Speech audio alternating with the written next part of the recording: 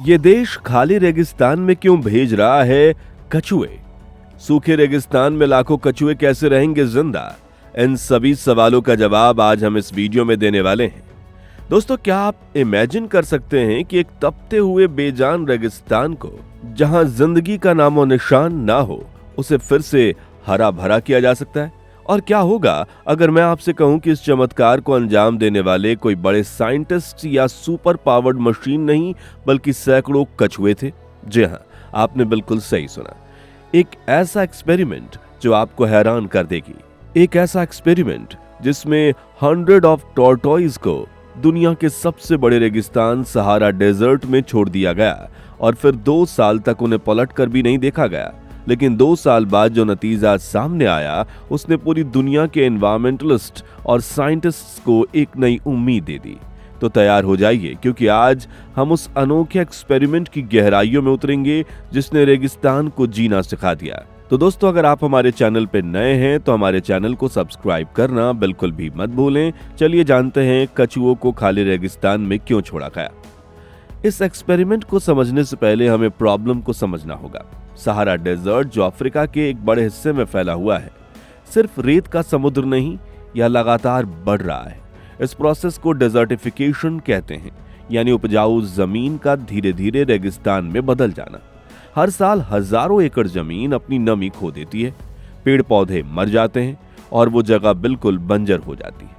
यहाँ एक बहुत बड़ी ग्लोबल समस्या है, क्योंकि इससे खेती बाड़ी खत्म हो जाती है, पानी की कमी हो जाती है और वहाँ रहने वाले जानवर और इंसान सबको माइग्रेट करना पड़ता है।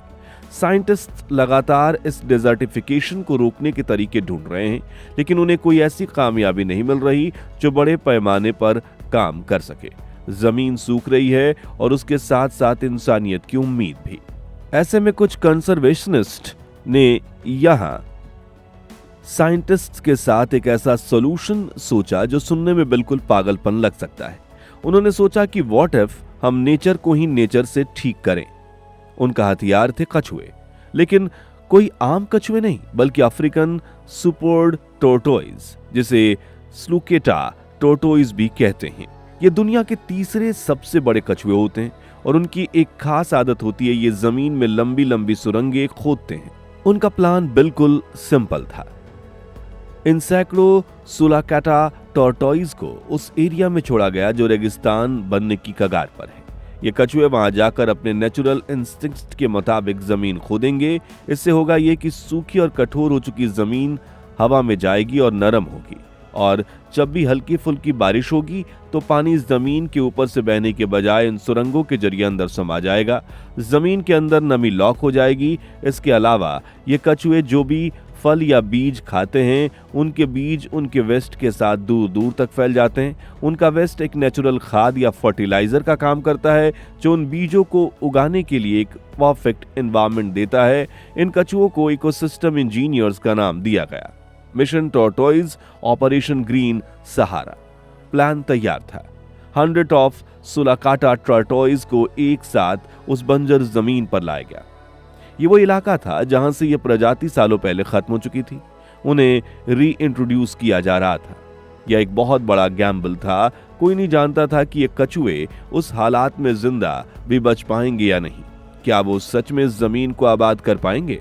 इन सारे सवालों के बीच टीम ने उन कछुओं को वहां आजाद छोड़ दिया और फिर सबसे मुश्किल काम किया, इंतजार। उन्होंने डिसाइड किया कि वो 2 साल तक उस जगह पर कोई इंसानी दखलंदाजी नहीं करेंगे। वो देखना चाहते थे कि प्रकृति बिना किसी हेल्प के खुद को कैसे हील करती है। वो 2 साल बेहद क्रूशियल थे। पूरी दुनिया की नजरें इस अनोखे एक्सपेरिमेंट पर टिकी हुई थी।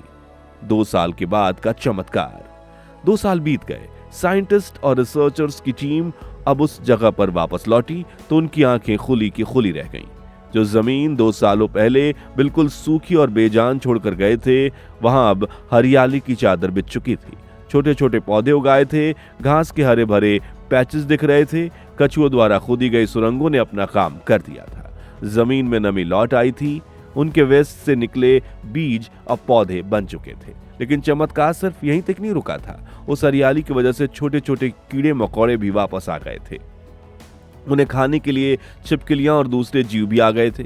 पूरा का पूरा इकोसिस्टम धीरे धीरे जिंदा हो रहा था। एक बंजर जमीन एक छोटा सा हरा भरा नखलिस्तान बनने की राह पर चल पड़ी थी।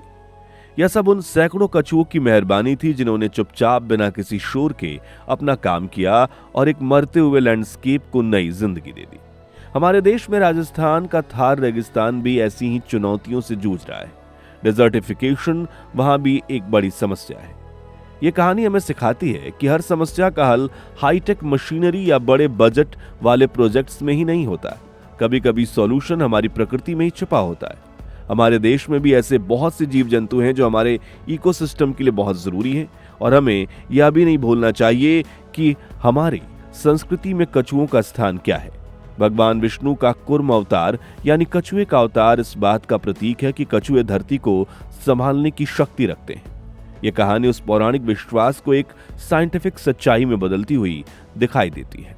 जैसे कुर्म अवतार ने समुद्र मंथन के वक्त मदार पर्वत को सहारा दिया, वैसे ही सुलाकाटा टोर्टोइज ने सहारा की बंजर जमीन को सहारा देकर उसमें जान फूंक दी। यह हमारे लिए एक प्रेरणा है कि हम अपने लोकल वाइल्ड लाइफ और उनकी इकोसिस्टम में भूमिका को समझें और उन्हें संरक्षित रखें।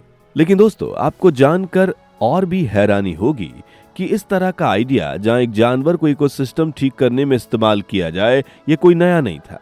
इससे पहले नॉर्थ अमेरिका के कुछ सूखे इलाकों में वेवर्स यानी कि उदबिलाव के साथ भी ऐसा ही सफल प्रयोग किया जा चुका था।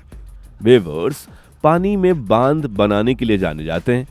जब उन्हें सूखी नदियों वाले एरिया में छोड़ा गया तो उन्होंने अपने नेचुरल इंस्टिंक्ट से वहां छोटे छोटे डैम बना दिए। इन डैम्स ने बारिश के पानियों को रोक लिया, जमीन में नमी बढ़ा दी और धीरे धीरे वहां एक पूरा वाटरलैंड इकोसिस्टम तैयार हो गया, जिससे हरियाली और दूसरे जीव जंतु लौट आए।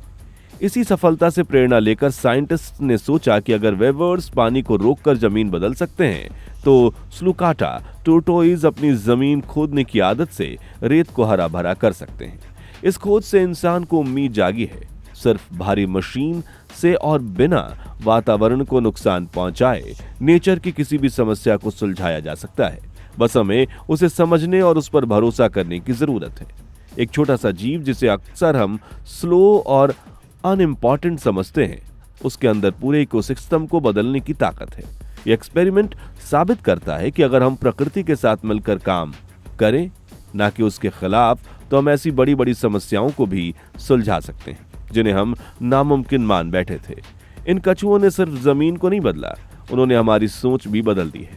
उन्होंने बताया कि कभी कभी सबसे बड़े बदलाव सबसे शांत और धीमी कोशिशों से ही आते हैं। आपको इस चमत्कारी कहानी के बारे में क्या लगता है? क्या भारत में भी ऐसे ही नेचुरल सॉल्यूशंस का इस्तेमाल करके एनवायरमेंटल प्रॉब्लम्स को सॉल्व किया जा सकता है? अपने विचार हमें कमेंट्स में जरूर बताएं।